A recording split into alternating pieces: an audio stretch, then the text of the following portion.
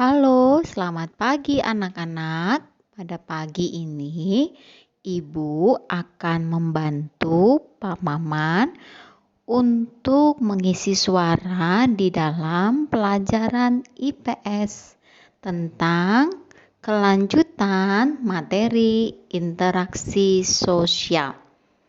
Nah, anak-anak, di video Pak Maman yang lalu, anak-anak sudah belajar tentang contoh-contoh interaksi sosial yang ada di lingkungan sekitar kita. Pagi ini, mari kita lihat kembali ada beberapa bentuk interaksi sosial.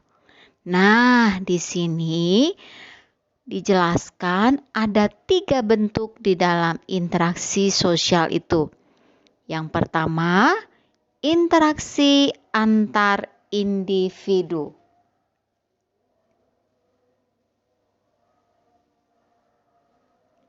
Yang kedua adalah interaksi antar individu dengan kelompok. Yang ketiga, interaksi antar kelompok. Nah, anak-anak, kita akan belajar satu persatu bagiannya. Nah, anak-anak, apa sih interaksi antar individu itu? Nah, individu itu lebih bersifat pribadi. Jadi, interaksi antar satu orang dengan orang yang lain yang bersifat pribadi. Contohnya, seorang siswa bertanya kepada ibu guru atau bapak guru tentang pelajarannya. Wah, ternyata ketika anak-anak bertanya kepada guru itu sudah termasuk interaksi antar individu. Yang kedua nih, ketika seorang anak menolong temannya yang jatuh. Wah, ketika anak-anak menolong temannya yang sedang jatuh, itu juga termasuk interaksi loh. Dan yang ketiga adalah ketika seorang anak menyapa temannya saat bertemu di jalan. Nah, mungkin ketika Keisha ketemu dengan Javier, saling menyapa. Hai Javier, kemudian hai Keisha. Nah, itulah anak-anak interaksi antar individu. Wah, ternyata kita sering melakukannya ya. Nah, yang kedua adalah interaksi antara individu dengan kelompok. Wah, apalagi ya ini Bu Herti ya. Nah, anak-anak, interaksi antara individu dengan kelompok ini adalah ketika ada seseorang yang sedang berpidato atau presentasi di depan kelas. Wah, pasti kalian juga pernah melakukannya ya. Nah, yang kedua adalah kita lihat di sini. Nah, ini dia gambarnya yang kalian lihat. Maaf ya, kekurangan ketikan ya. Presiden dengan rakyatnya.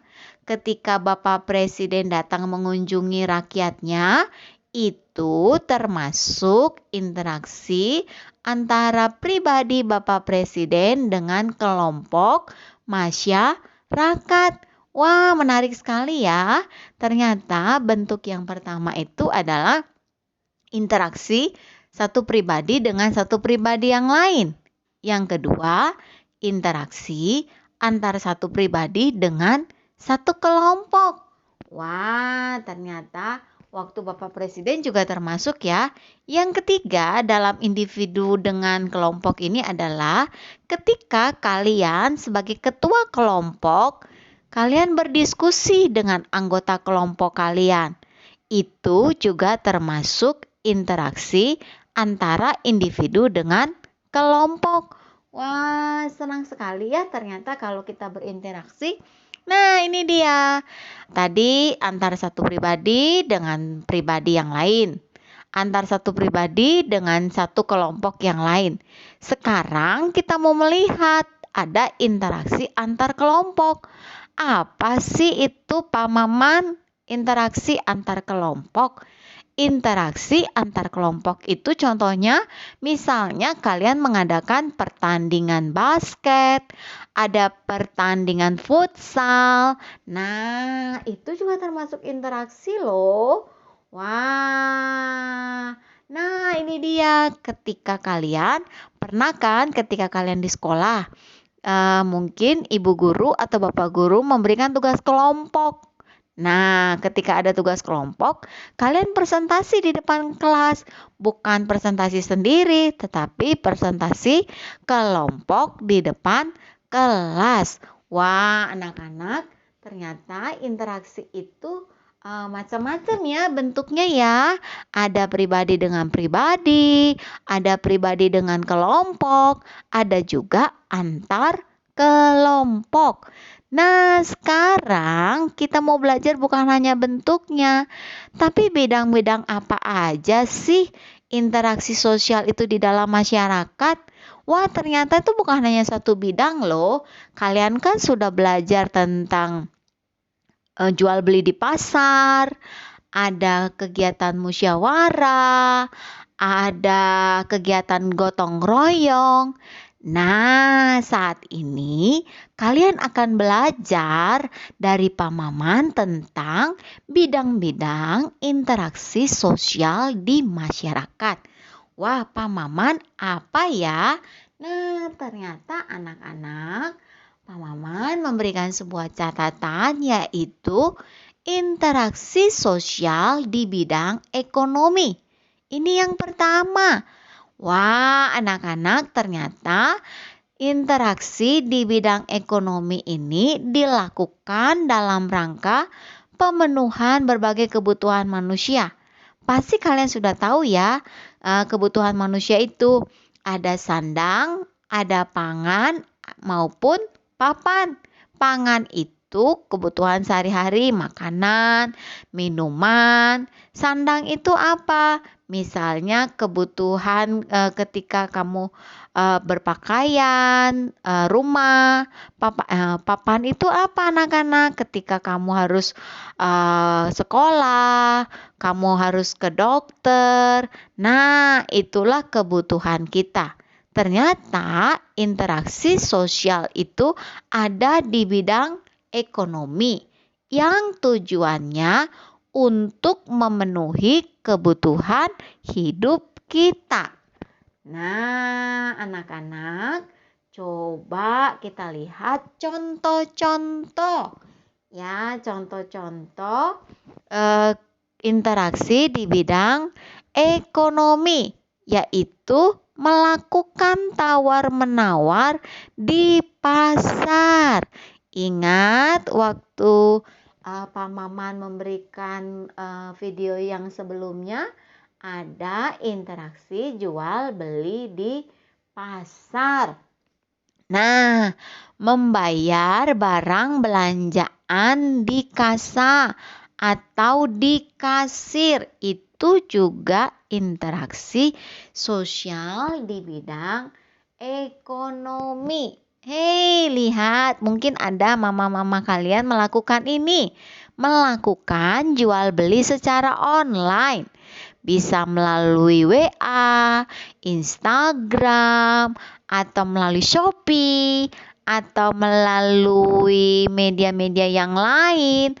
Nah, melakukan jual beli secara online juga termasuk interaksi sosial di bidang ekonomi.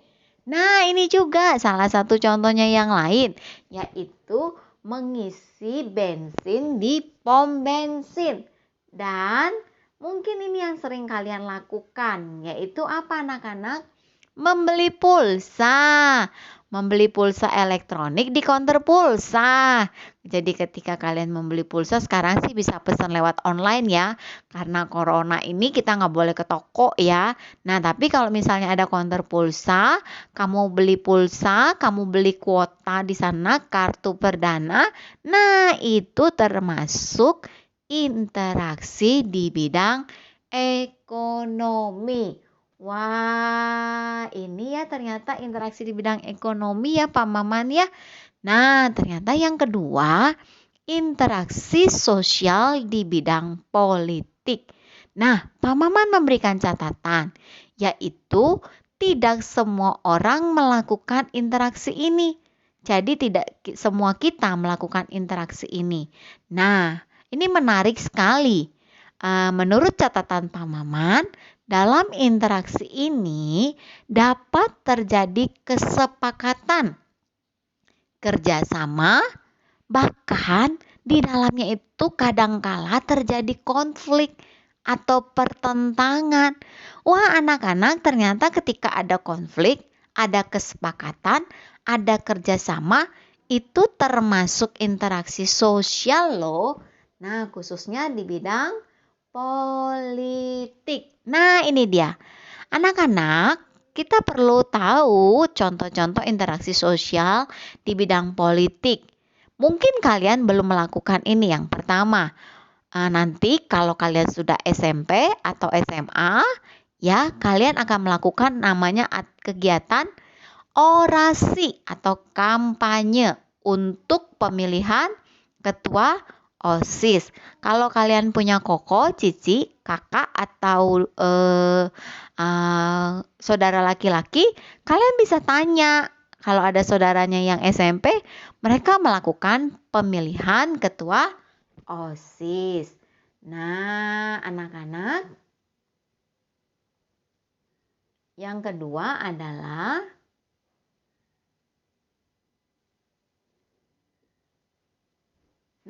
ini dia. Ikut serta dalam pemilihan umum. Mungkin kalian belum ya. Orang tua yang akan mengadakan, kita akan mengadakan pilkada, mami papi ikut serta dalam pemilihan umum. Nah, inilah yang dikatakan interaksi sosial dalam bidang politik. Nah, mungkin para calon-calon pasangan pemilu itu sebelum pemilihan umum mereka melakukan kampanye ya atau orasi. Mereka ingin memaparkan tujuan mereka. Nah, ini dia ya. Kamu bergabung dan aktif dalam organisasi sekolah. Pak Maman, apa sih aktif dalam organisasi sekolah? Misalnya ada piket ya Pak Maman ya.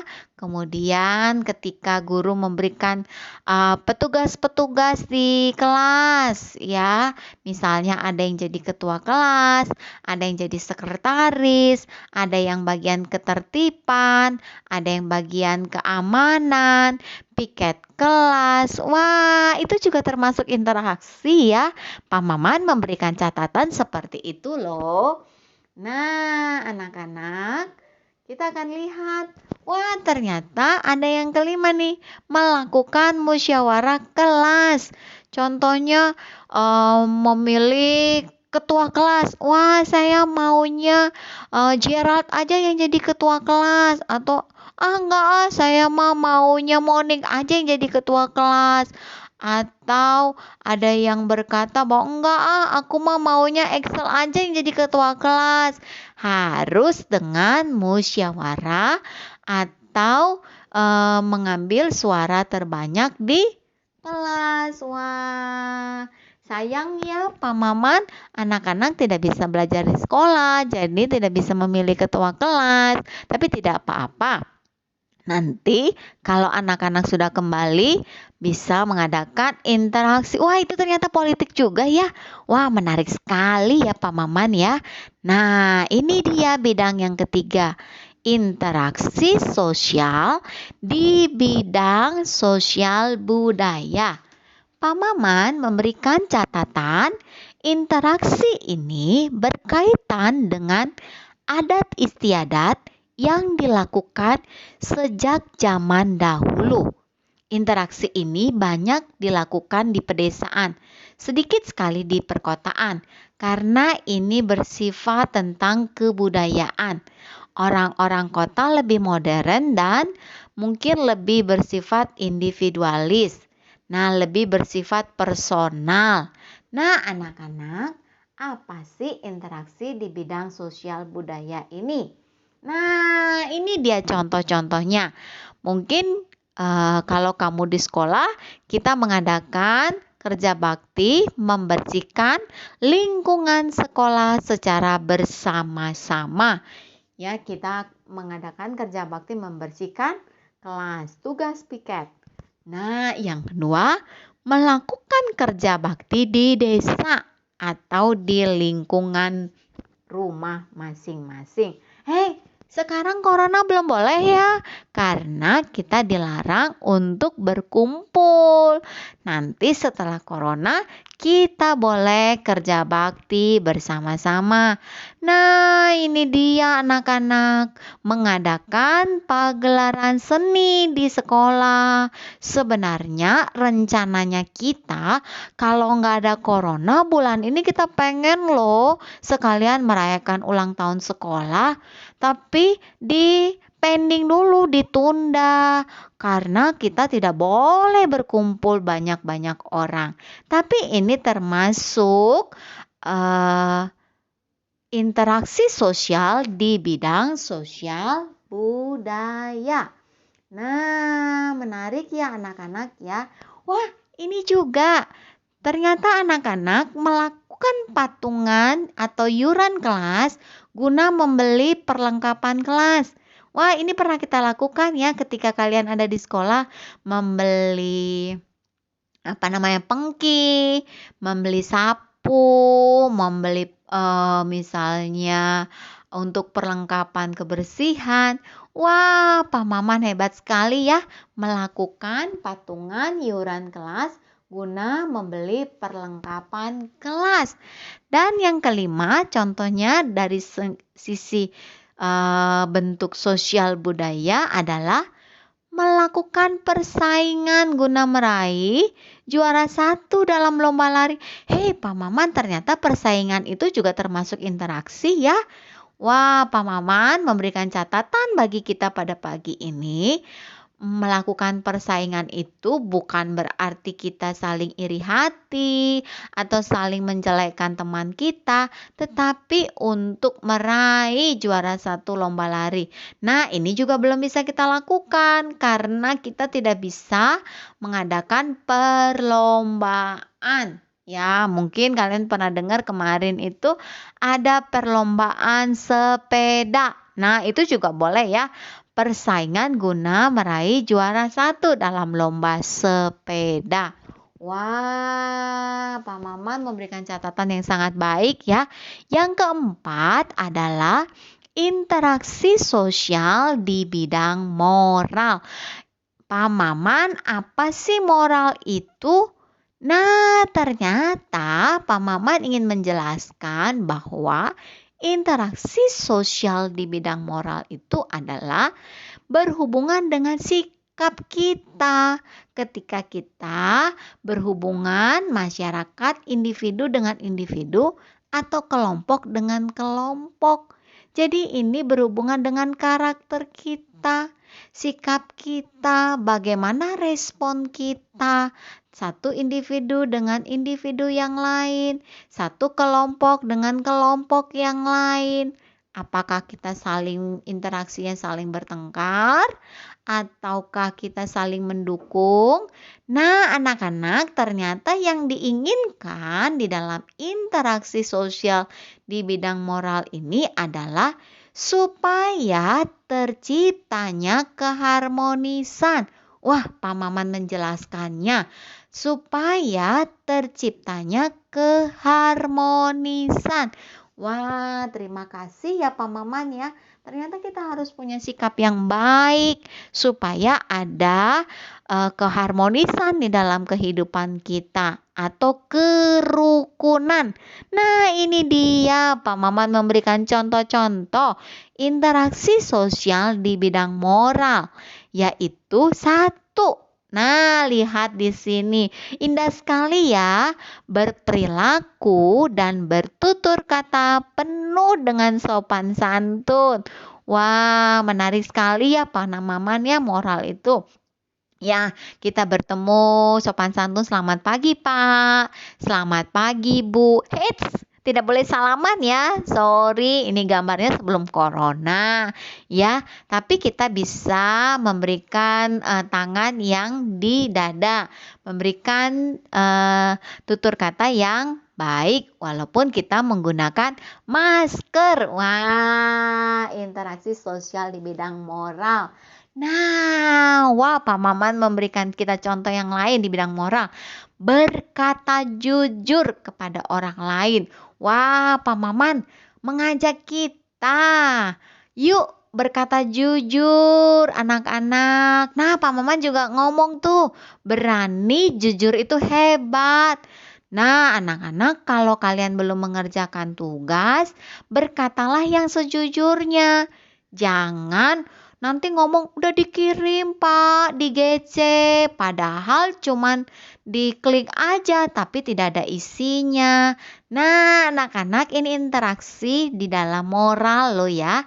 Anak-anak kelas 5 SD Harapan Kasih semuanya mau berkata jujur kepada orang lain, berkata jujur kepada orang tua, berkata jujur kepada teman, berkata jujur kepada ibu guru dan bapak guru yang ada di sekolah. Aku udah ulangan kok, padahal dia belum ikut ulangan. Nah, itu sudah tidak berkata jujur. Tapi Pak, maaf ya, aku lupa ngerjain tugas. Hari ini saya mau mengerjakannya. Wah, itu hebat. Betul sekali Pak Maman berkata, berani jujur itu hebat. Terima kasih Pak Maman. Wah, menarik sekali ya. Nah, ini dia. Pak Maman juga memberikan contoh yang ketiga tentang moral kita, sikap kita, yaitu beribadah menurut agamanya masing-masing. Pak Maman, tapi sekarang kan lagi corona, nggak bisa ibadah. Wow, Pak Maman berkata bahwa ibadahnya itu dilakukan di rumah masing-masing menurut kepercayaan kita. Jikalau kita dekat dengan Tuhan kita, maka sikap kita, karakter kita akan menjadi baik. Wah, terima kasih ya. Nah, Pak Maman juga memberikan contoh. Interaksi dalam bidang moral ini adalah menghormati orang tua. Wah, terkadang sulit sekali ya Pak Maman untuk taat kepada orang tua, untuk membantu orang tua, untuk tidak marah-marah kepada orang tua. Itu juga termasuk interaksi loh di dalam moral kita, di dalam sikap kita kepada orang tua. Wah, Pak Maman memberikan contoh yang sangat baik sekali. Nah, ini dia Pak Maman memberikan contoh yang kelima tentang interaksi dalam bidang moral, yaitu menghargai guru yang mengajar kita. Gimana sih caranya menghargai guru? Ini kan PJJ, ini kan belajarnya online, kan nggak lihat Pak Maman, nggak lihat Ibu Guru, nggak lihat Ibu Fei, nggak lihat Ibu Yuli. Hei, ternyata ketika kita mengerjakan tugas-tugas yang diberikan oleh Bapak dan Ibu Guru kita, itu juga menghargai loh. Terus ketika kita memberikan respon ketika guru kita memberikan pengumuman di Google Classroom atau di grup kelas, itu juga menghargai guru loh yang mengajar kita. Nggak apa-apa, mungkin guru kita mungkin melakukan kelupaan atau kesalahan. Nah, tapi kita bukan berarti marah-marah, tapi kita boleh memberitahu karena kita ingin menghargai guru-guru kita yang mengajar kita. Wah, Pak Maman itu baik sekali anak-anak. Tadi kita sudah belajar tentang bentuk-bentuk tentang interaksi sosial. Kemudian anak-anak sudah belajar tadi bentuk-bentuknya adalah interaksi antar individu dengan individu. Kemudian antar individu dengan kelompok. Yang ketiga, antar kelompok dengan kelompok. Nah, kemudian kita belajar ya interaksi sosial di dalam masing-masing bidang. Tadi ada bidang-bidangnya, ada 4 bidang. Yang pertama di bidang ekonomi. Yang kedua di bidang politik. Yang ketiga interaksi sosial di bidang sosial budaya. Dan yang keempat adalah interaksi sosial di bidang moral. Nah, anak-anak, nanti akan ada penugasan dari Pak Maman di Google Classroom. Jikalau anak-anak kurang mengerti, boleh bertanya kepada Pak Maman. Terima kasih anak-anak buat perhatiannya. Semuanya ini dipersiapkan oleh Pak Maman. Terima kasih.